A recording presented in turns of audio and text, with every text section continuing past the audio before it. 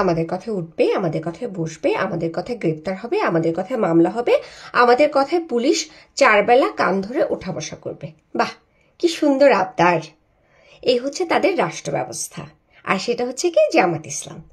জামাত ইসলামের মতো একটা শিরককারী, একটা ধর্ম ব্যবসায়ী দল, যারা হচ্ছে টেররিস্ট, তাদেরকে আমরা সাধারণ মানুষ বুঝি নাই।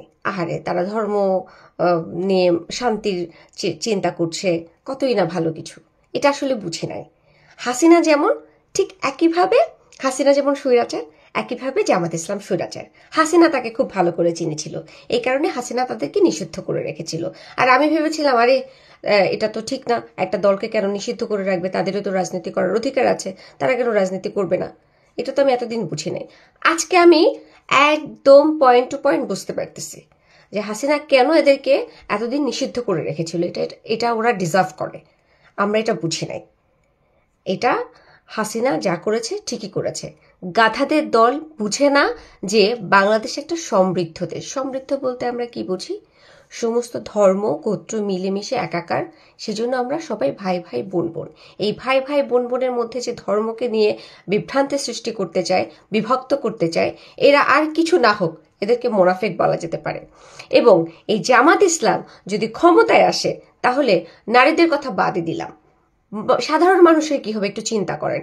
আজকে বাউল শিল্পীদেরকে মেরে পিটিয়ে ফেলে দিচ্ছে, এদিকে নারীদেরকে ওপেন মাঠে ধর্ষণ করছে। আরে কি অদ্ভুত, এটা কোন দেশে আসছি? আর ডক্টর ইউনূস বসে বসে কি করে? উনি কি হচ্ছে এই জামাত ইসলামকে লাইসেন্স দিয়ে দিয়েছে প্রত্যেকটা জায়গায় মব সৃষ্টি করার?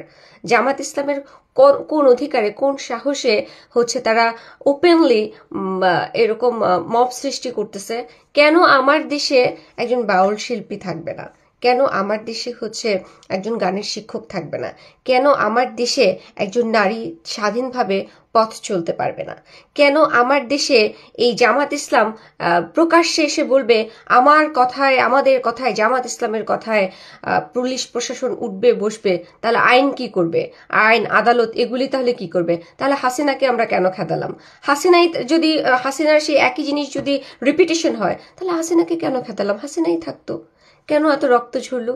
কেন এত মায়ের বুক খালি হলো? কেন এত বোন কাঁদলো? কেন এত অত্যাচারের শিকার হলাম?